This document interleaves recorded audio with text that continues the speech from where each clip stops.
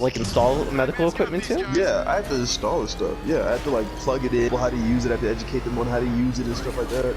So yeah. And then you know, I gotta talk to the nurses and everything. I gotta track people down. You know what I'm saying? Like, I'll show up in somewhere and I'll be like, is this person here? They're like, nah, that person's not here. And then somebody will come around the corner and they'll be like, oh no, they just died like 2 weeks ago and you're here to get their stuff. And I'm like, oh, okay, where's their stuff? Oh, it's over here in this room over here.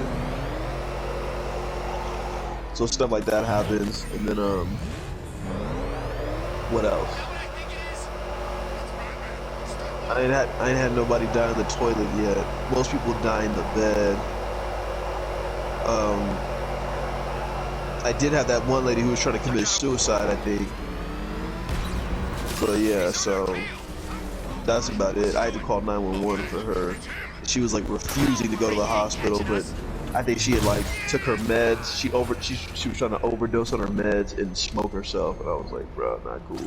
And then on the door, on her front door, she, you know, she had this sign that said "Do not resuscitate." She had like a "Do not resuscitate" order. And I was like, this woman is done. Like, she don't want to live no more. You know, like, yeah, she didn't want to do it. She lived alone. She was on hospice. She had tons of oxygen. It was like she didn't have any friends or family or nothing. She was like, I'm just ready to go. You know, I've met like maybe 1 or 2 other people like that, but the other lady, it was a Hispanic lady, and she was like when I was setting up her stuff at her apartment, she, like, her daughter was there, and she was like, and she asked me, she said, will you come get this when I die? And I was like, yeah, I will, but you're fine, you're gonna make it. And she was like, no, I'm ready. And I was like, what?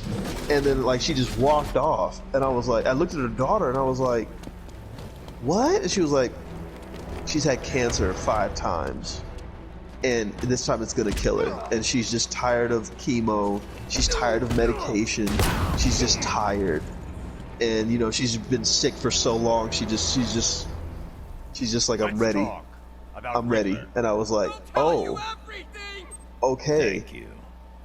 That's kind of like, you know, like, all right, but I mean, she was really nice though.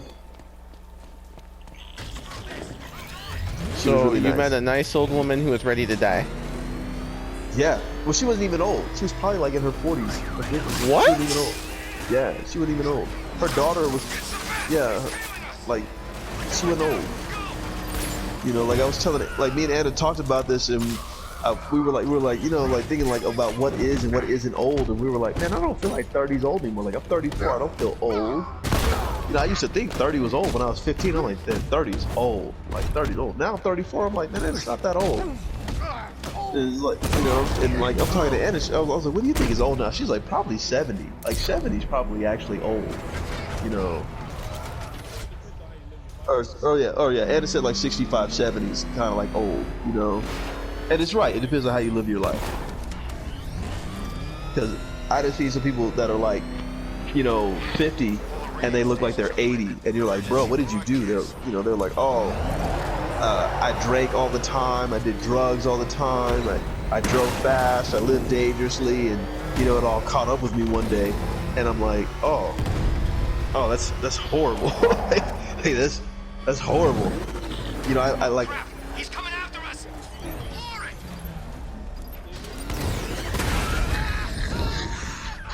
Yeah. Yeah, I've seen her. Yeah.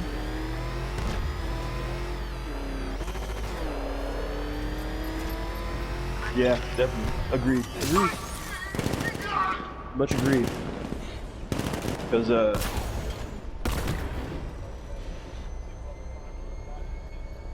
your body can't handle it no more. Yeah. Yeah. So, it's yeah, you see a lot of different kind of stuff like that. But what I haven't seen, like, they say that we get young patients, like people that are like, they're young and they're dying and they're on hospice, and I'm like, they say that happens, but I haven't seen that. I'm like, man, I haven't seen that. Like, I don't even think that exists. They're like, no. Like, when you see it, you'll be like, whoa, that person's dying? Like, that's crazy. And you're like, yeah, that person's dying. And they're like, you know, 22, 23, and they got cancer, or they have some kind of like debilitating disease or like chronic condition or whatever. They're like, if they have chronic illness and they're on hospice, it's like, you know, they probably won't die, but they'll have to live on hospice for the rest of their life. You know, so yeah, it's see a lot of stuff like that. And then, like, you know, I went, oh man, this old black dude, I went to this old black dude's house, and he was like pissed at me, like he was mad. He was mad. I was like, bro, like, what's, like, oh, and like, they were like, and like, one of my lead called me. He was like, yo, man, this guy is mean and nasty. He was like, don't talk to him, don't look him in the eye, don't nothing. He was like, I just got off the phone with him, and he is mean and nasty. And I was like, really? He was like, yes. And so when I got there, that dude, I mean, he was like short. He, you know, like he wasn't just like a short old black guy. He was also like just like verbally short, you know. And I was like, okay, you know. And then he didn't even want me to come in his house. He was like throwing stuff outside. I was like, okay. But his wife had just died, and they had been married for like, you know, 50, 60 something years.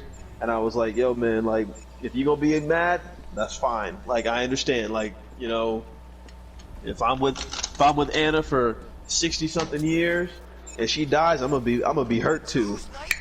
I'm gonna be hurt. I'm gonna be like, man, that was my woman. I'm free. Yeah, you're right. I would be hurt too. Yeah, you're right. I'm not even gonna lie. I'll be out there dancing. I'll be like, no. Yep. They were like, are you dancing at your wife's funeral? She loved to dance. Oh, that's horrible. That's horrible, Chad.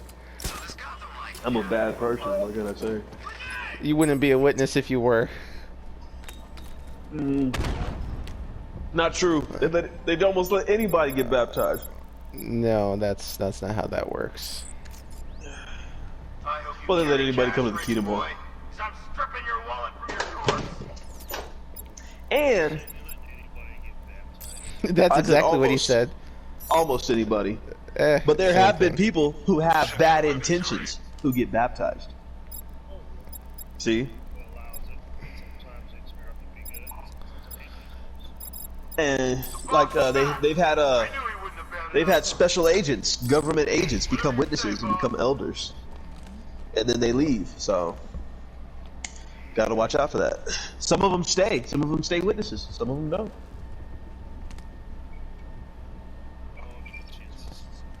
Yeah. What's up, son? What'd you do? Where you at? Hey, let me ask you guys something. We can't detect network. Okay. Let me ask you guys something. Here, you try now. Do you feel that the 12 apostles were Jesus' Bible studies?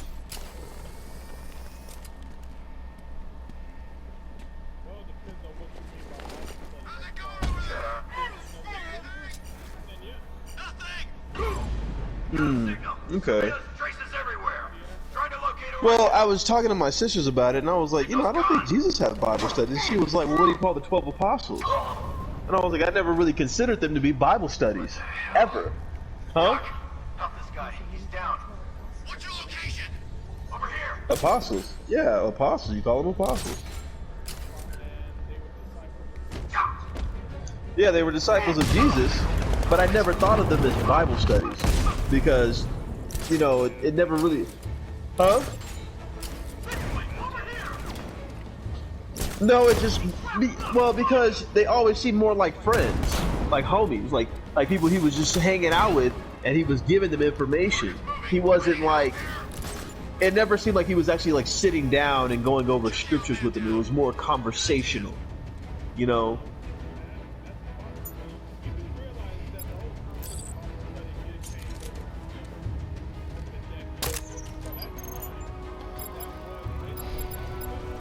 Yeah, I guess. Yeah. New identity ready. How many's this now? This is number 4. Right. How the hell are we gonna beat this guy? How am I supposed to know? Nothing we can do here. Spread out and find him. So that most of that information had to be memorized. I'll cover you.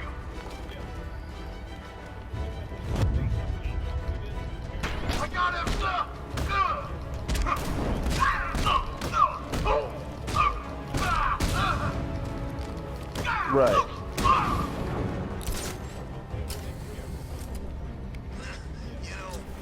kinda thought of Batman. There's no stopping him! He got got.